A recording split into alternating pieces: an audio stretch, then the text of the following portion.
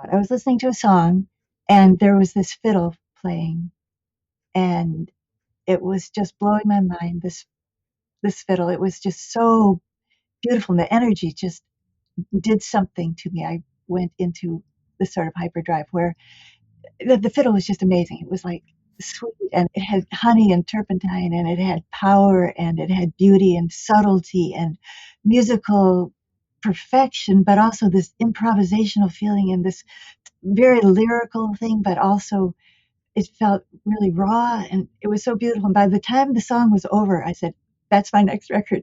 I have to work with that fiddler. Who is that fiddler?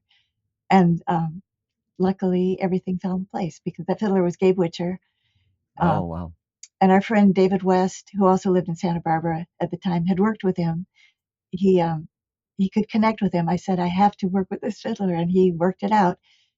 Welcome to the Back Catalog Listening Party, your weekly musical happy hour where musicians pick an album from their back catalog and tell the stories behind their favorite tracks in front of a live online audience.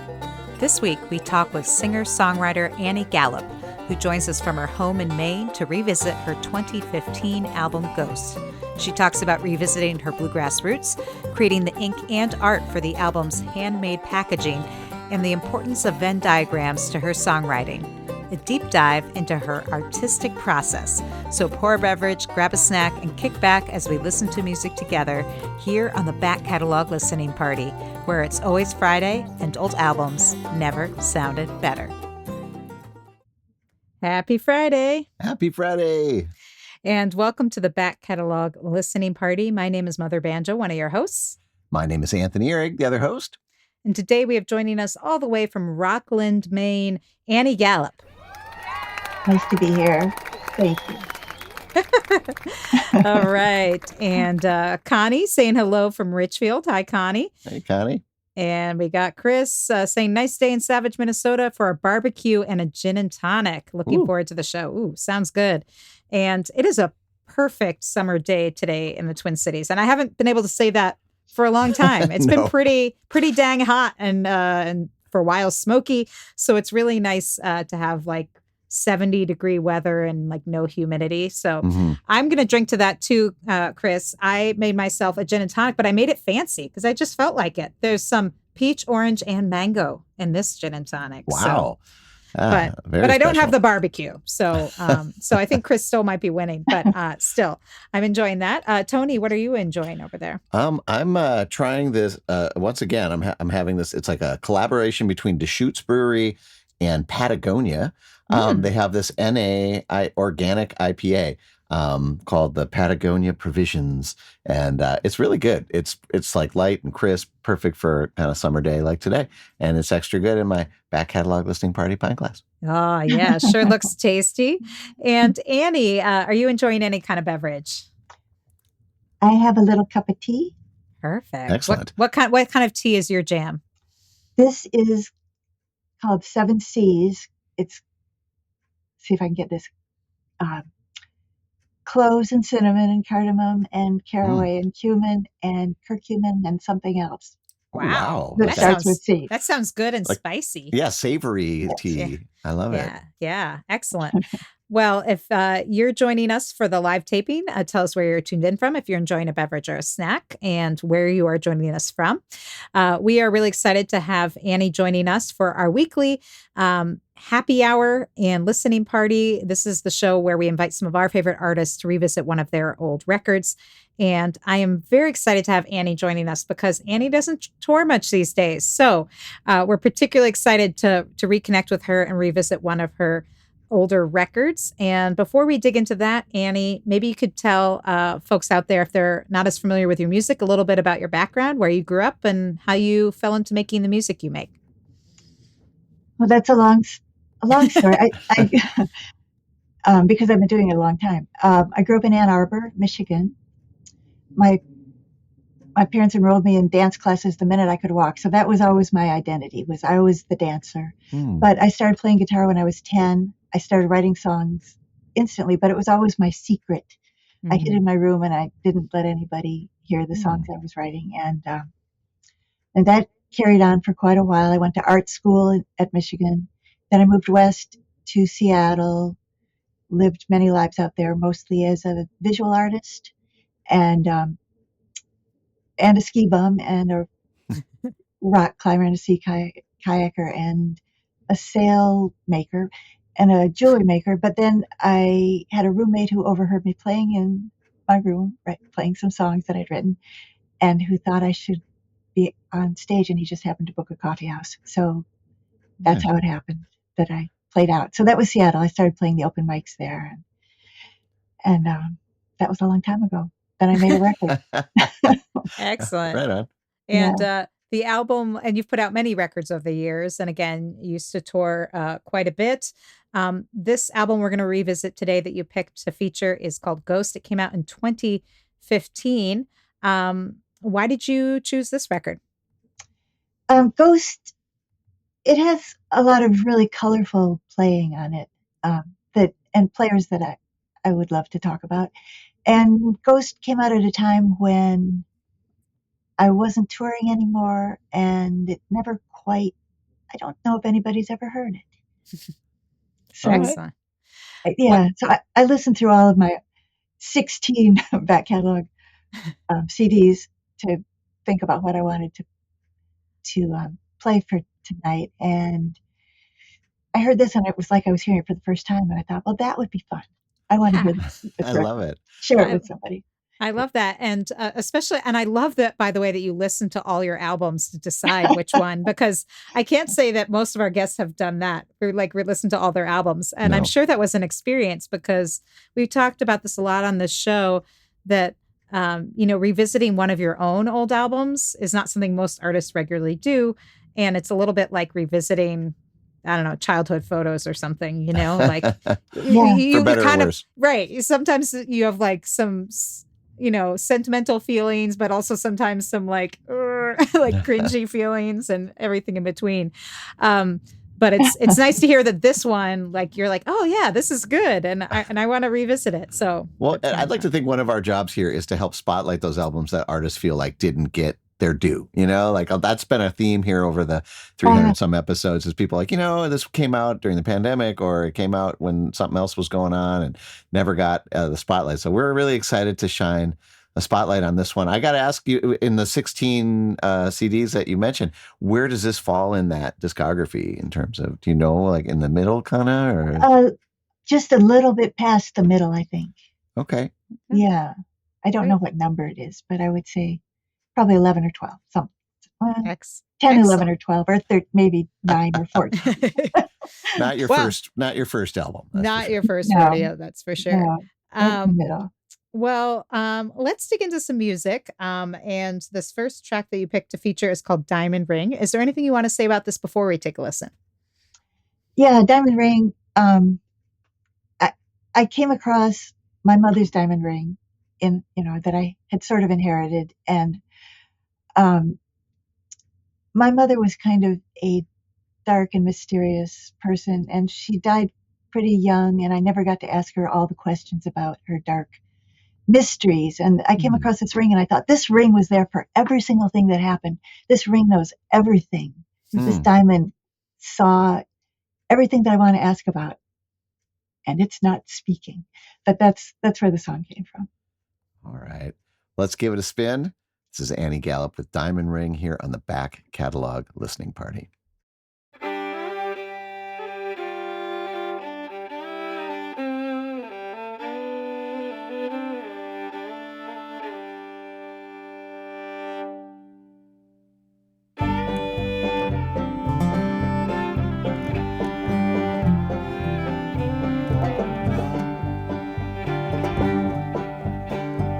My mother's diamond ring witnessed everything. It was there for the spark that made me sharp on the hand that raised me.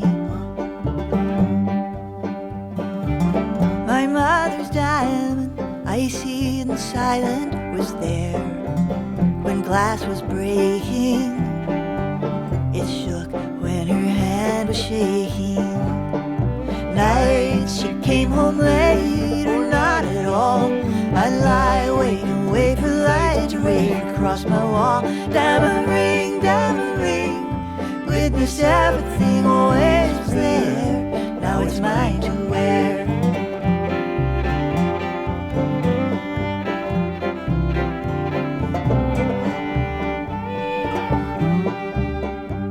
My mother's diamond ring, hard, unyielding. If it was glass, it would have cracked long ago. Long ago. What I remember and what I was told are not the same. I need a neutral witness with no stake in this game. Diamond ring, witness everything always was there. Now it's mine to wear.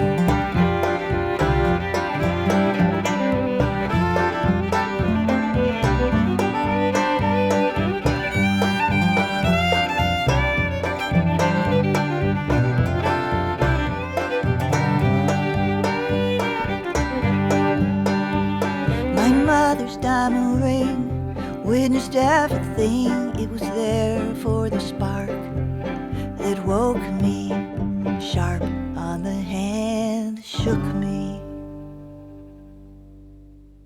Diamond ring, witness everything always was there. Now it's mine to wear. Diamond ring, witnessed everything always was there. Now it's mine to wear. Diamond ring, diamond ring.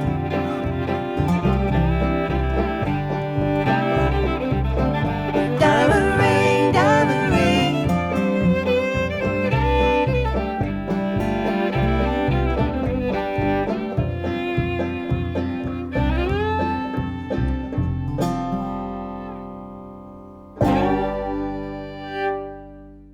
Yeah. All right. Annie Gallup with Diamond Ring from her 2015 album Ghost, which we are revisiting today with Annie, joining us from her home in Rockland, Maine.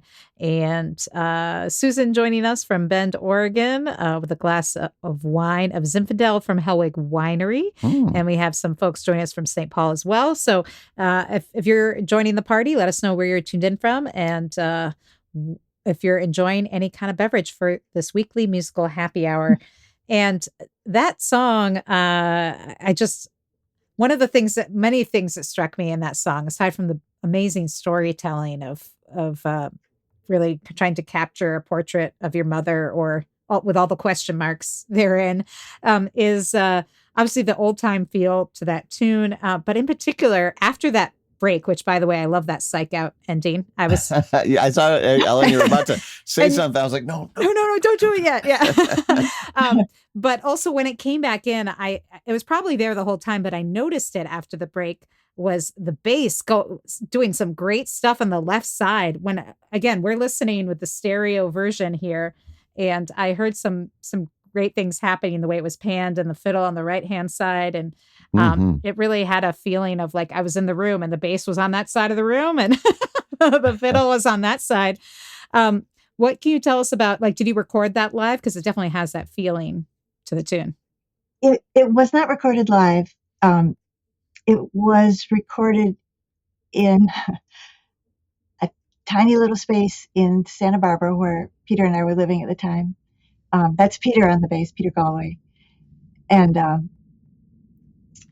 yeah, it was a multi-tracked record. Yeah, oh, there's our studio. Yeah, Peter's on the left and I'm on the right. And that's the studio where we were living at the time. That room is about 11 by 17, and that's the whole place.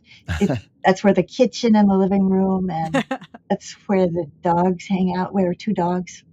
Yeah, we had 2 dogs in that house. And that's where all the sessions happened for this record. Wow. Yeah. So did Peter engineer everything as well as record bass on it?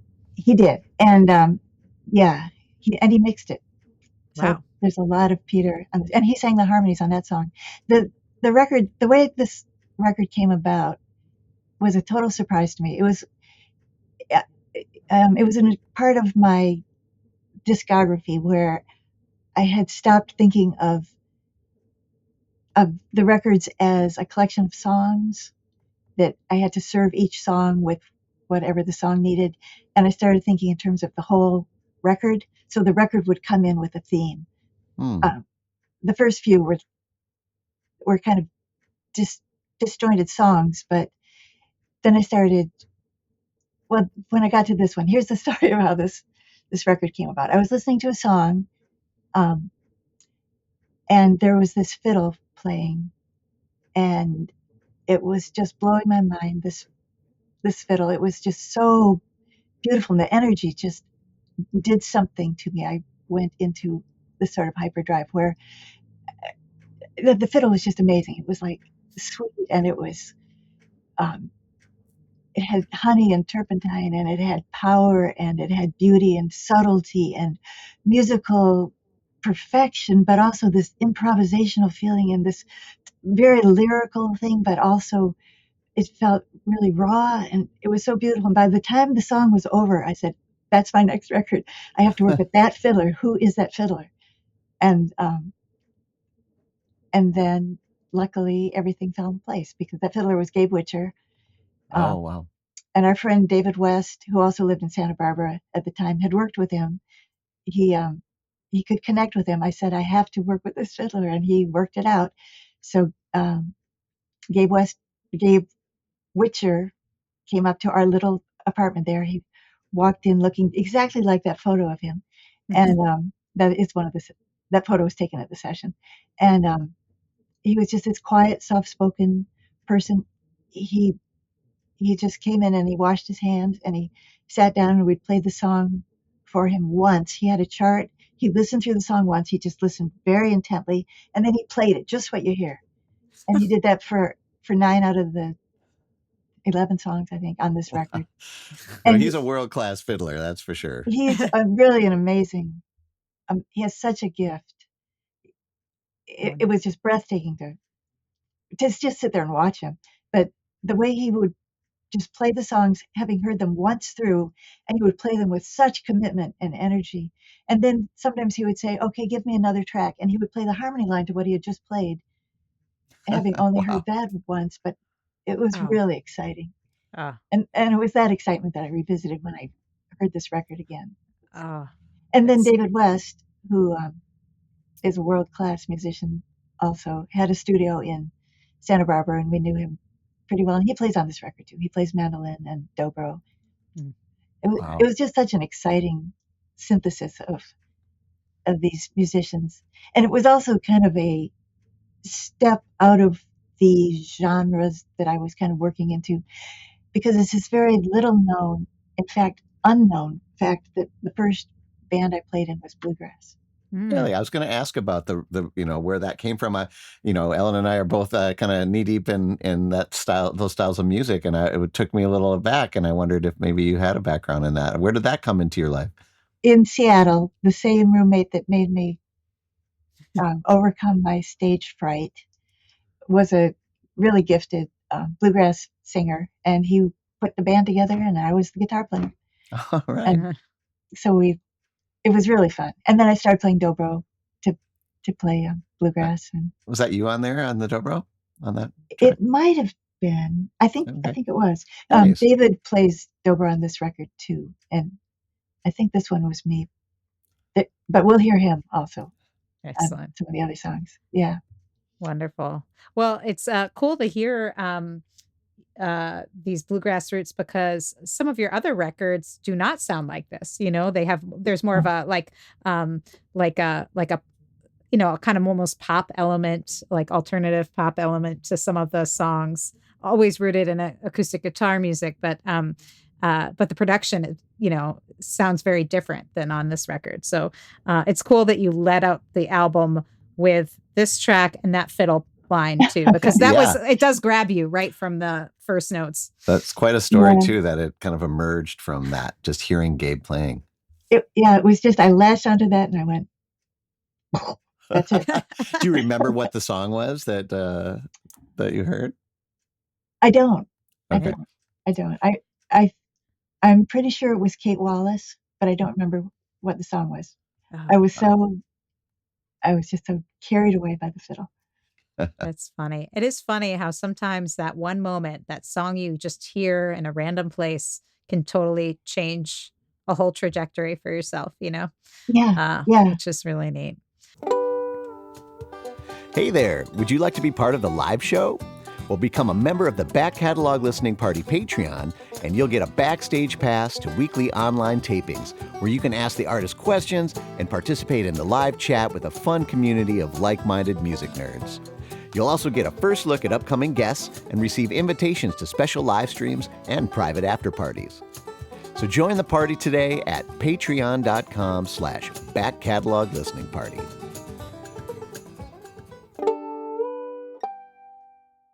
Well, I can't wait to dig into more songs from this album, Ghost. And I want to do a shout out to a few more folks that joined the party. Alan joining Hey, us. Alan. Happy Friday, everybody.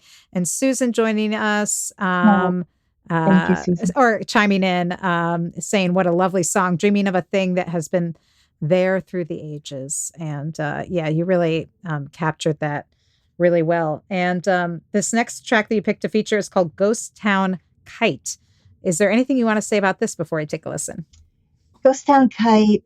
I was thinking about Jack Hardy. Do you know Jack Hardy's music? He was a really important person to me. He was so supportive when I was first starting out touring.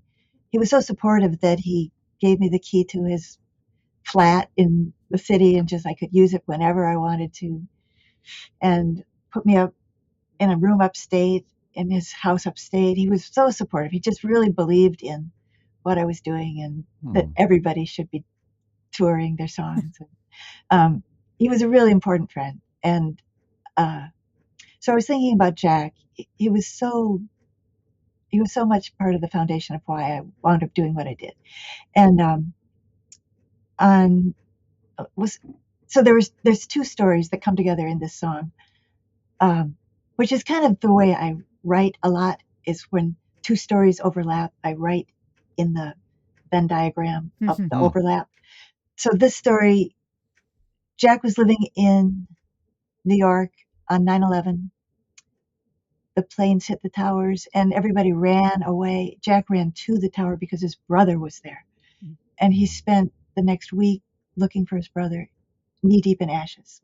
So that's one of the stories. And the other story is 10 years later, Jack died of lung cancer, never having smoked.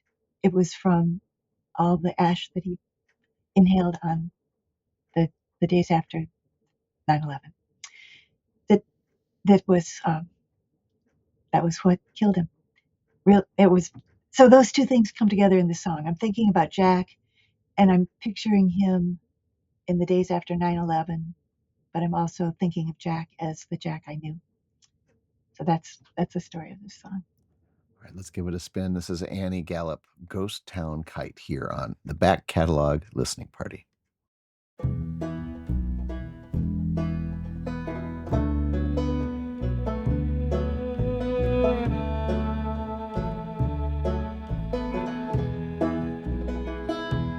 When he died, I dressed in white like a bride, walked through the ghost town, along the riverside, one red rose. Passers-by in morning clothes, lampposts taped with signs and photos. Make it all still true, still photograph of you, taking flight, ghost town kite. I remember you.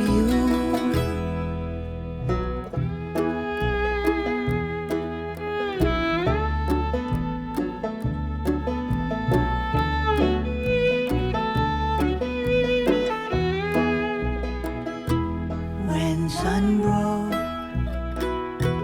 through river mist and smoke, it drew shadows underneath an ancient oak. How could I know I would find him in that crow, crying high in the branches of a willow? Make it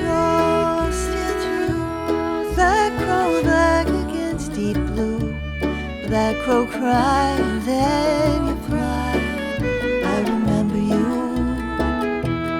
Make it all still true.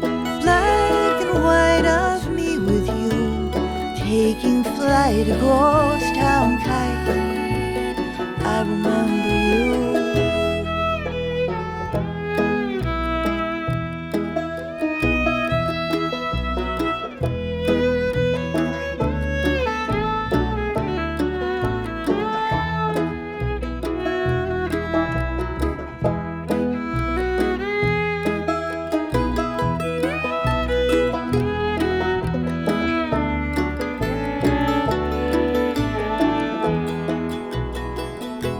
When he died, I dressed in white like a bride, walked through the ghost town.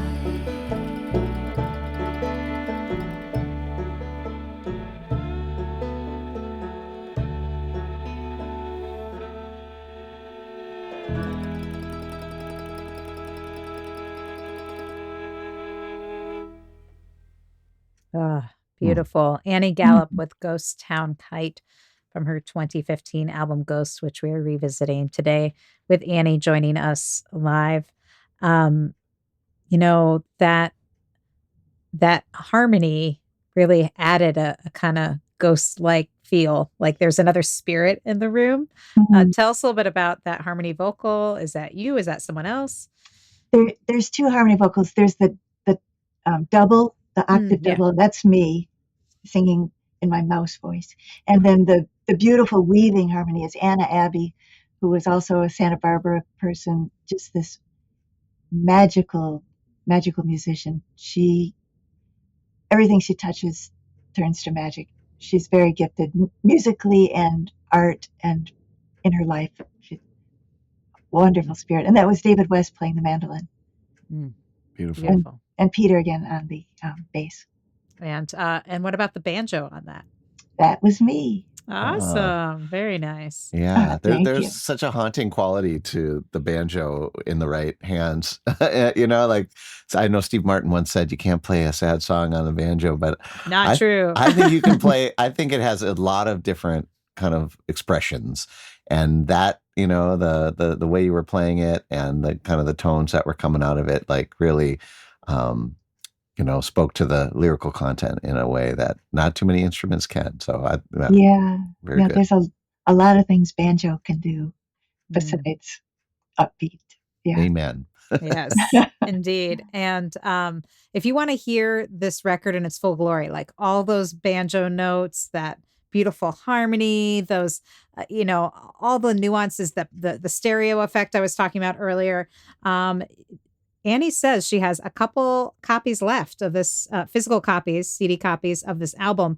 So if you contact her through her website, anniegallup.com, you can get one that way. So snag them while you can, because man, it sounds good. It does. We were talking before the broadcast started about just what a difference it is. We're kind of harp on that every week now. I mean, it's true. Like when there's a lot of just dimension that you lose when you're listening to streaming music. It's so compressed and lossy.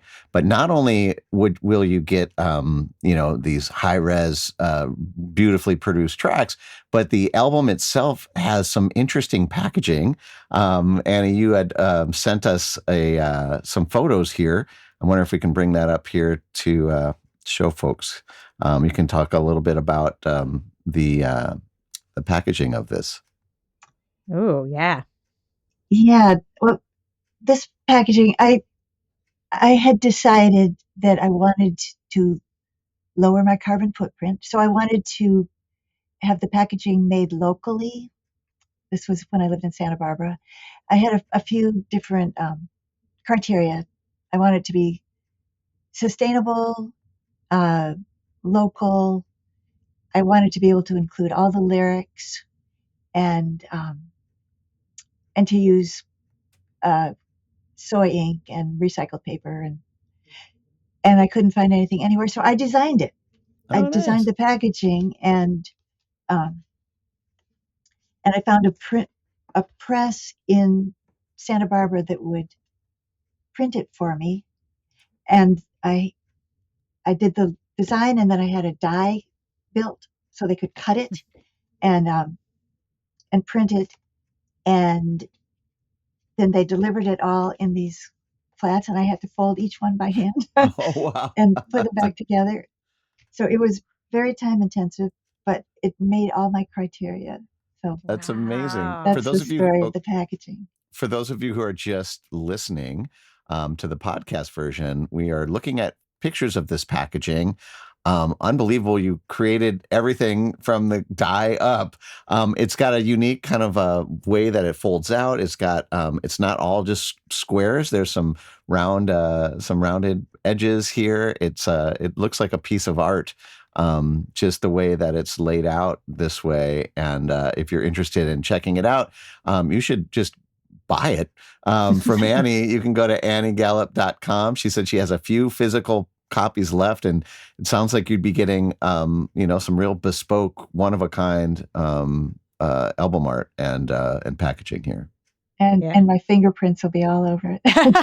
That's right. A bit of the artist literally will be on the album, and also we'll share photos, all the photos that we've been sharing today on the YouTube show will also be at the show notes if you go to backcataloglisteningparty.com and look for the Annie Gallup episode. But yeah, definitely get a copy of this record because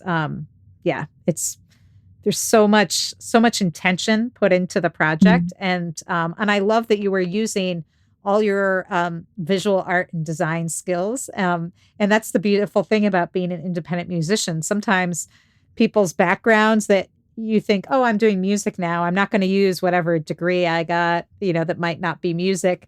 But sometimes you're doing it all, right? You're doing the communications, you're doing the artwork for your album and all the stuff. So I love that. Do you find ways to incorporate some of your other artistic interests? Dance or any of those other sail making? Sail making, that would be a trick. But no, I do. I make videos. When I had to quit touring, I started putting out the music as videos. And if you look to the video for the album called Small Fortune, you will see me dancing. I dance on this video. So nice. Yeah. So now I make videos. I do a lot of design studio work. It's turned into my livelihood. Nice. I edit videos for other people and do design work for other people. Nice. Yeah. And they're amazing. I took a peek at some of these before the show, and it really is like a whole nother art form to marry the music and the visual art. And it's really creative. And we'll definitely make sure to put links to her YouTube channel. And I think there was a specific video that actually came from this album as well. Is that right? Yeah, I think the next song. Yeah. It's West Memphis, Arkansas.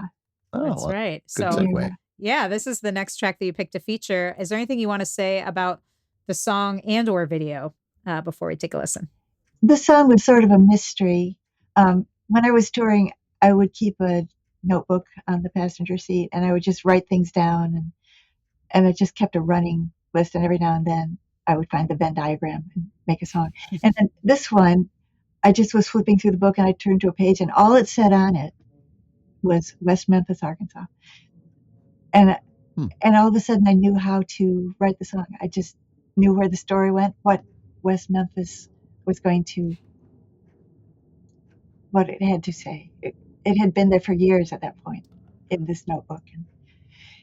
And then one day there it was. And here's the song. All right. We'll give it a spin. And after you're done listening to the podcast, you can check out the video for West Memphis, Arkansas from Annie Gallup here on the Back Catalog Listening Party.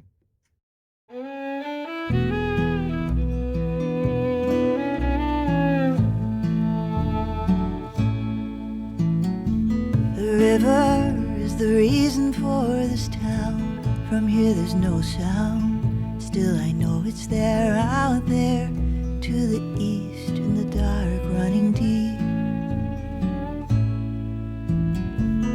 It's the trains in the interstate, the sirens in the distance I listen to late at night.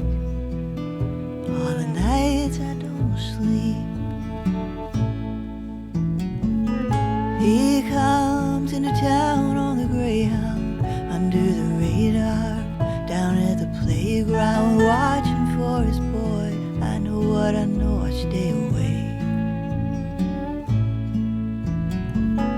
Hey Joey, let's go over to the river to play today. Make you a little boat of paper, float it on the water, let it drift away. This is where the road, the rail, and the river cross. They cut across this town, keep going on to some place you never saw. This is where the road, the rail, and the river cross. But there are 4 ways out of West Memphis, Arkansas.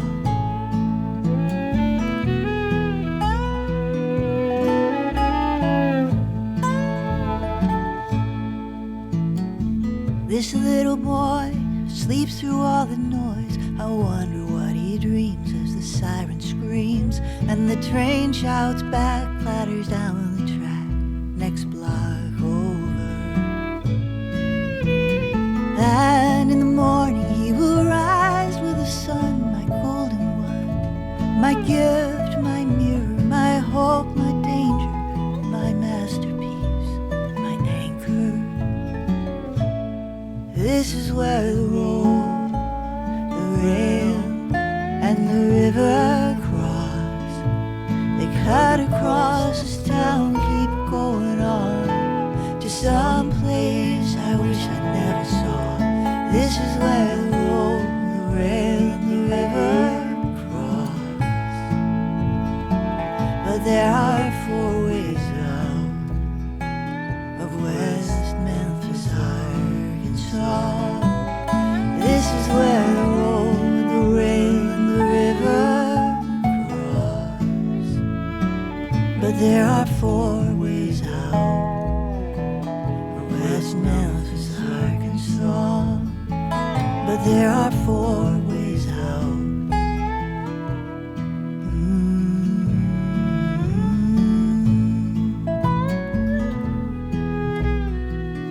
West Memphis, Arkansas.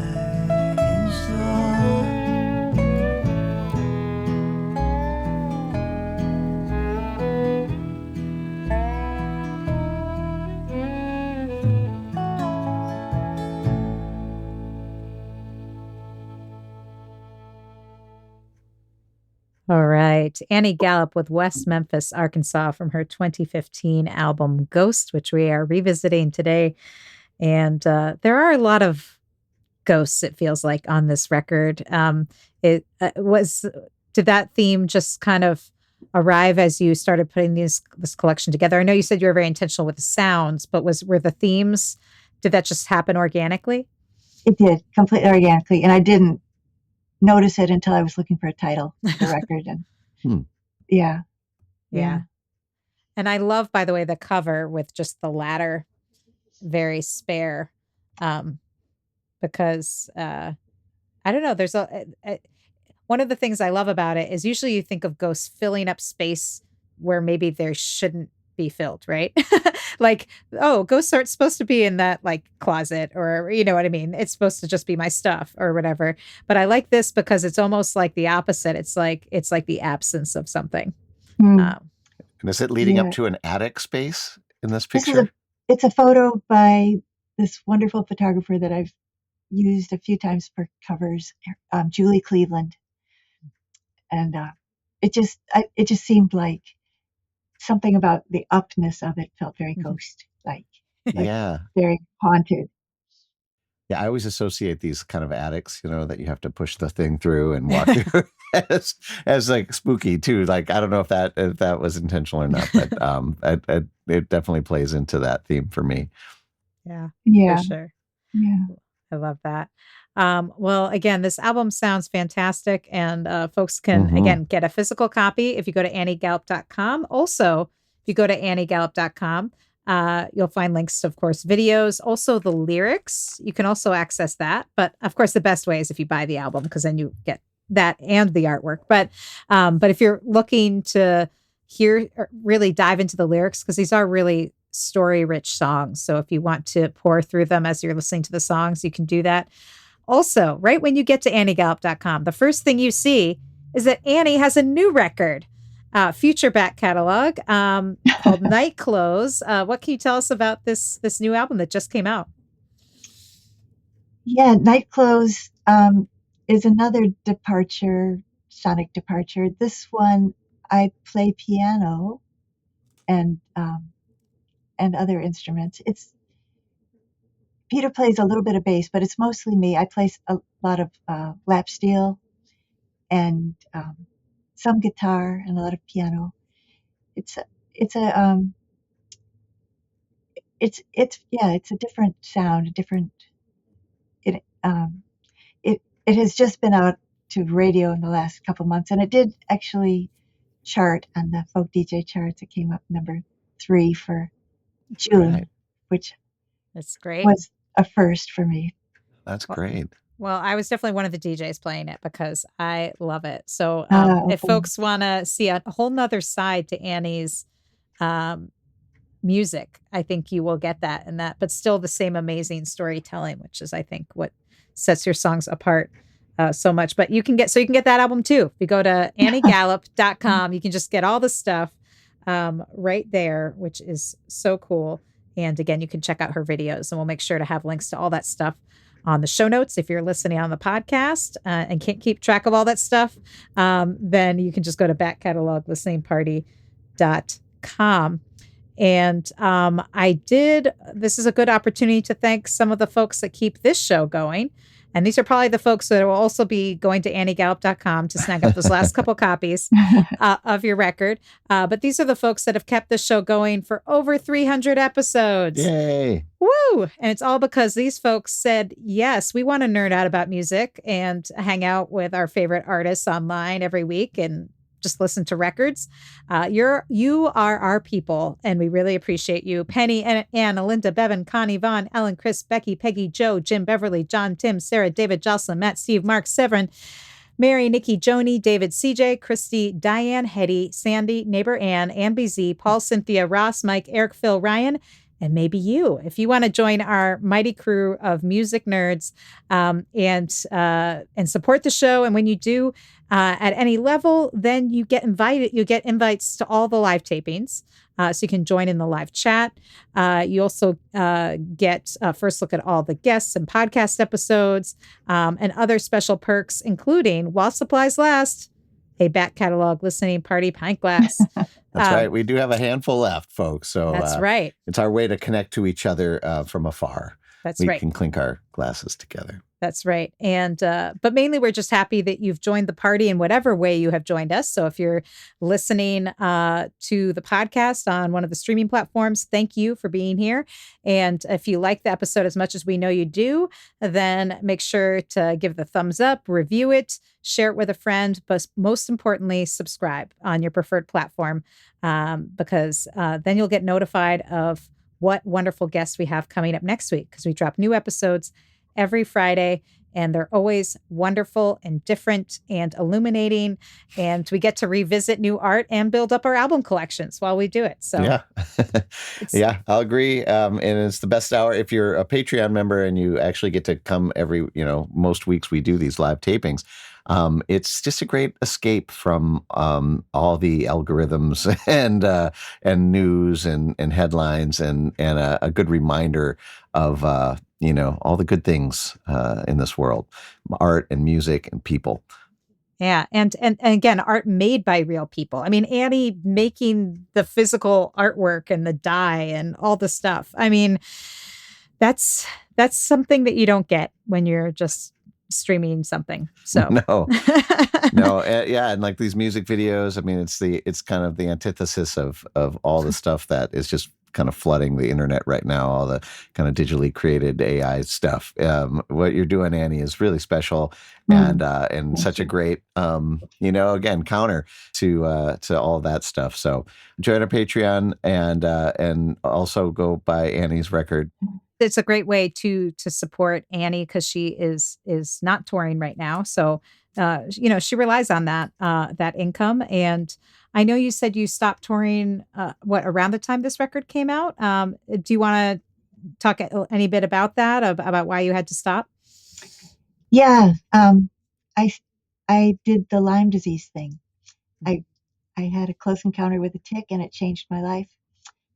It's really a struggle. It's a very life-changing event. So yeah, I I'm still trying to get my health back, and it's complicated by I also have the tick-borne meat allergy, which Mm, makes No. life a lot more difficult than you would think just hearing that you can't eat steak anymore. It's everywhere. mhm. So it's very complicated. So I spend a lot of time trying to get my health back, and meanwhile I can keep making records because I live in a house with two recording studios, upstairs and downstairs, and a really supportive um, partner who Yeah. mixes my records and plays the bass. And Yeah. yeah, we're kind of a one-stop shop. We do everything. I do his videos and his graphics, and he does the mixing and the bass, and it's a perfect place to to be kicked off the road at. Yeah. Yeah, yeah, Yeah.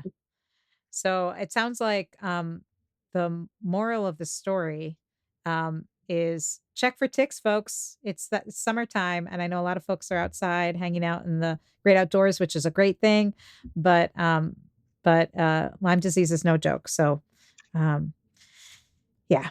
Yeah, So, yeah. and that music and art persists, mhm.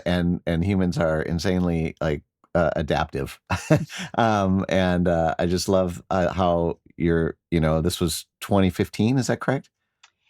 2014 is when I Twen- officially stopped touring. 2014. So Yeah, for yeah, over a decade, you just are still going strong and putting out such great music and great oh, art and well, finding thanks. ways to get it out there. And I love it.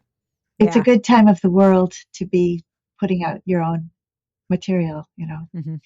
Yeah. The the video, the digital video is so accessible that I can shoot them and edit them right here in my house. It makes Yeah. a big difference, and to be able to record right here. I mean, this is exactly where I record my records. This is my studio Nice. right here. I love that. Yeah. Wonderful. Well, all good reasons to support Annie Gallup's music. Mm. And go to anniegallup.com to do that. The Back Catalog Listening Party is brought to you by EFS Publicity. Founded by veteran publicist, promoter, DJ, and musician Ellen Stanley, EFS brings an artist's perspective to the table, working to help clients get to the next level in their career. Services include national and international media campaigns, radio promotions, tour press, crowdfunding, grant writing, and more. Get a quote or set up a consultation today at efspublicity.com. We have time for, I don't know, do we have time for two songs, Tony, or one? What do we think? I think if it depends, I guess, on how the conversation goes after the first one. Okay. So, Annie, which of these would you like to listen to? Battle of Brooklyn or Danny Barnes?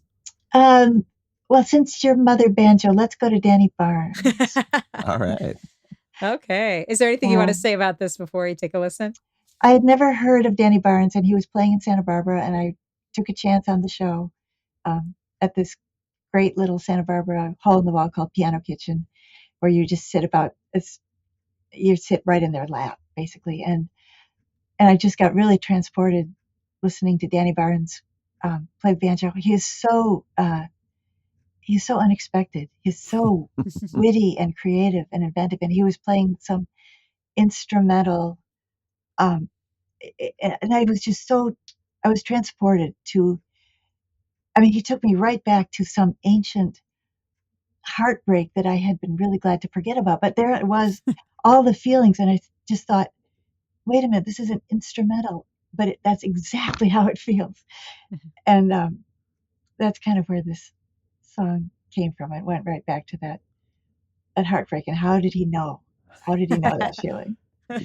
All right. Well, for those who know Danny Barnes, you know, and I think after you hear this song, and look him up, you'll know as well. And looking forward to listening to this tribute here. Annie Gallup, Danny Barnes, here on the Back Catalog Listening Party.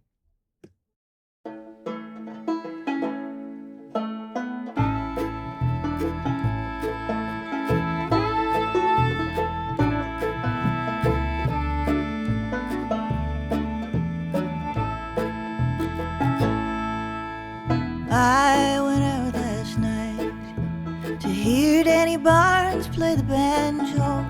What he knows about the banjo can't be taught. And I thought about you and your beautiful hands. What was almost true when we were almost caught. All the way back to Calico and Crow, black chicken and fly. Trick of the light made me see two moons in the sky, like it was almost true. Crow, black chicken crow,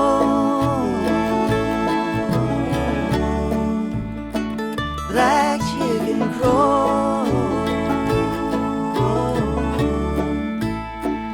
black chicken fly away back home.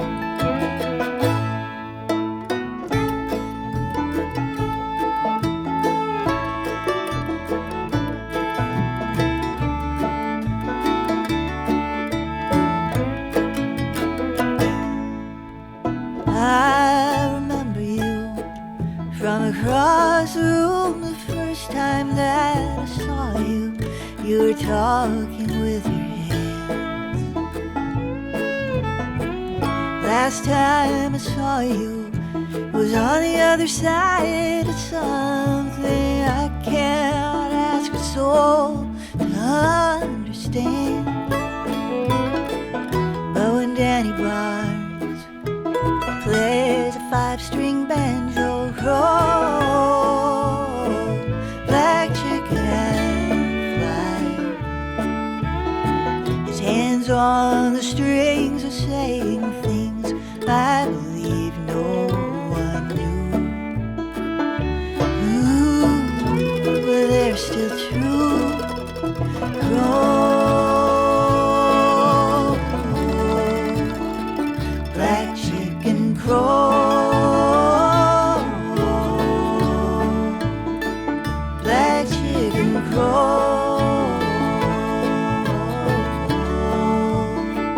black chicken fly away back home. Black chicken crow, black chicken crow, black chicken fly away back home.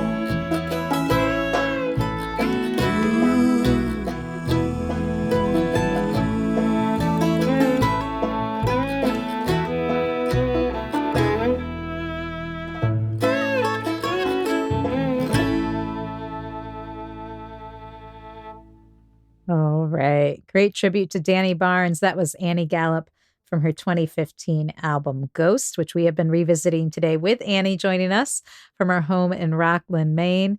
And Susan chiming in to say it is amazing how music can transport you to a different time and place. This is certainly a fine example. Yeah, how music makes you feel understood, even without the words. It's it does transport you. Yeah. I could definitely feel the Venn diagram of two different stories there on that one too. I'm glad we got the little setup there, because that was really a great imagery I had now in my head. And Danny played a song where the chorus was Crow Black Chicken. That's where that chorus came from. Very cool. I borrowed it. Yeah. Yes. Wonderful. Well, I think that one's always been borrowed, right? Yeah. Yeah. Yeah. Pretty much. Well, this has been such a treat to have you joining us today, Mhm. Annie, and to revisit these songs. This was an album I have several of your albums actually sitting on the shelf right next to where I'm sitting. But this is not one of them. And so I was not as familiar with this record, even though I've been a fan for many years. So I'm really glad we got to explore it together and so many other folks hearing it for the first time. And again, a whole nother side to your music, because I've never heard the kind of more bluegrassy old time side to your songs. So this is really special for me. Um, Well, thanks. um, Thanks for giving me a chance to bring it back alive.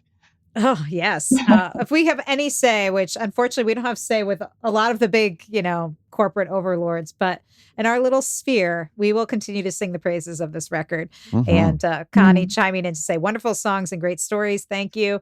And thank you all for joining us. I think we can squeeze in one more tune from the record. So this last tune that you picked to feature is called Battle of Brooklyn. Is there anything you want to say about this? Well, that's another Venn diagram. I'd been reading about, so when I wrote this, I'd been reading about Brooklyn as kind of the new artist's place to live in New York, and the people who'd been there forever were feeling kind of pushed out, and so I was thinking about Brooklyn and the thing of the comers and the locals and the invaders. Mm. And then I found myself at a party talking to a person who was a history buff, and his passion was for the Revolutionary War. And as we stood there and the party swirled around us, he told me the whole story of the Battle of Brooklyn. So that's the story of this song. And that's the Venn diagram here. I love it. Revolutionary War and Gentrification. Gentrification of Brooklyn. I love it. Yes. All right. Well, we're going to close out our hour here with the Battle of Brooklyn from Annie Gallup here on the Back Catalog Listening Party.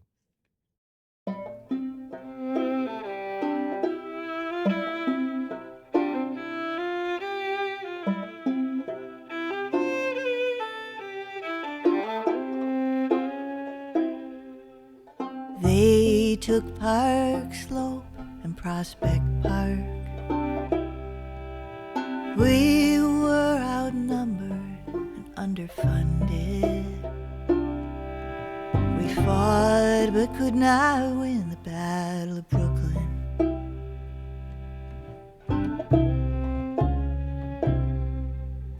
Who ran with our battle plan to the other side? Said Jamaica Pass would be left undefended.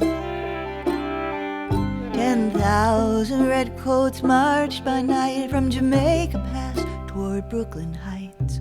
We fought but could not win Battle of Brooklyn.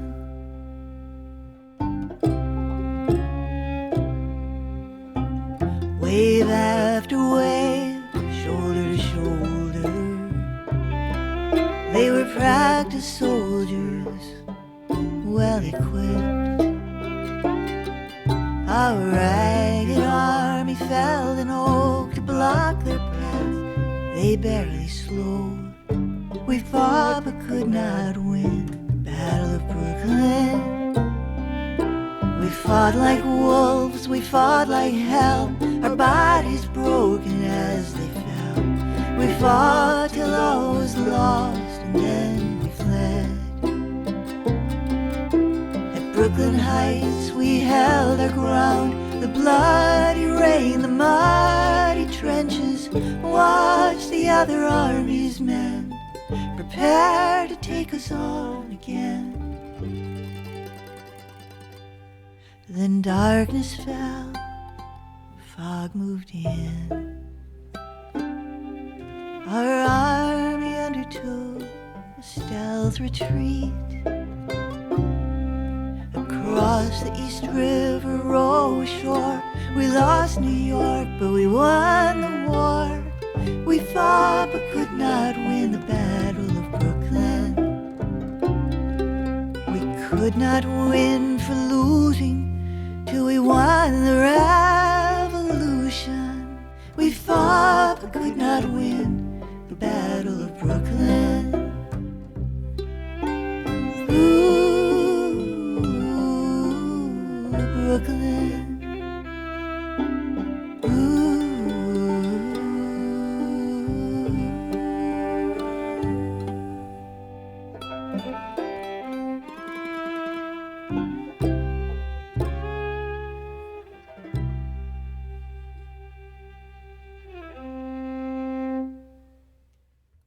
Starting and ending the show with that amazing fiddle playing by Gabe Witcher. Wow, really, really lovely stuff. That was Annie Gallup with the Battle of Brooklyn from her album Ghost. What a lovely way to end the hour. And thank you so much for taking the time to chat with us tonight, Annie. Oh, thank you for having me. It's been really fun. And thank you all. Thanks to everyone who joined us for the live taping here on YouTube, including Chris, who just hopped in on the comments. And to all of you out there listening, no matter how you're listening, whether it's on the podcast or here on YouTube, thank you for being here and joining the party. It's much more fun when you're all with us. That Venn diagram of all of us coming together. Maybe Annie will write a song about it. Probably in 10 years. Yeah, in 10 years, we'll come back and talk about it again. And Susan, thank you so much for the kind words. And we hope all of you have a wonderful week full of music and real life art in whatever way you can experience it. Mm-hmm. And we hope we'll see you back next week for another edition of the Back Catalog Listening Party. Thank you so much. Thanks, everybody. We'll see you next week. Cheers. Thanks for joining us on the Back Catalog Listening Party. If you like what you hear, please subscribe to the podcast and leave a review, which helps more people discover our show and our guests. And do you want to be a part of the live show, get a first look at upcoming guests, and receive invites to private online parties and live streams? Then join our Patreon community at backcataloglisteningparty.com. Have a great week. We'll see you back here next Friday for another edition of the Back Catalog Listening Party.